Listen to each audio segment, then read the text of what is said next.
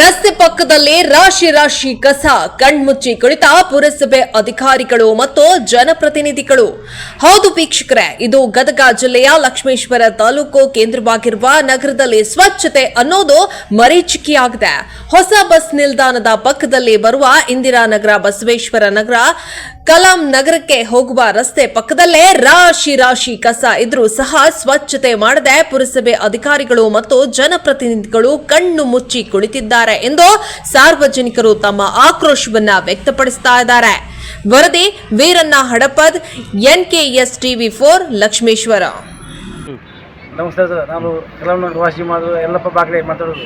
ನಾನು ಕರೆಯ ಉಪಾಧ್ಯಕ್ಷ ಸರ್. ಇಲ್ಲೇ ಕಸ ಭಾಳ ಐತಿ, ಬಾಜು ಬಸ್ ಸ್ಟ್ಯಾಂಡ್ ಐತಿ, ಅಲ್ಲೇ ಹೆಣ್ಮಕ್ಳು ನೋಡೋದು ಮೂಗು ಮುಚ್ಕೊಂಡು ಹೋಗ್ಬೇಕು.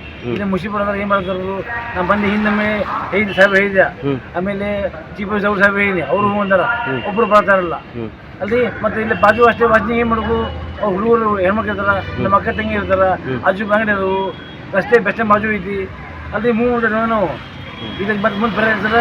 ಇಲ್ಲ ನಾನು ಹೋಗಿ ಆರ್ಡರ್ ಮಾಡ್ತೀನಿ, ನಾನು ಡಿಸ್ಟ್ರಿಕ್ಟ್ ಸಾಹೇಬ್ ರಿಪೋರ್ಟ್ ಮಾಡ್ತೀನಿ, ಇಲ್ಲ ನಮ್ಮದು ಸಾಹೇಬರು ಅವ್ರು ಹೇಳ್ತೀನಿ, ನಾನು ಎಸ್ ಕೆ ಸಾಹೇಬ್ ಹೇಳ್ತೀನಿ, ಸ್ವಚ್ಛ ಮಾಡ್ಬೇಕು, ಒಟ್ಟು ಕ್ಲೀನ್ ಮಾಡ್ಬೇಕು, ಅರ್ಜೆಂಟಿಗೆ ಕ್ಲೀನ್ ಮಾಡ್ಬೇಕು. ಇಲ್ಲ ನಾನು ಎಸ್ ಕೆ ಸಾಹೇಬ್ ಭೇಟಿ ಆಗ್ತೀನಿ ನಾವು.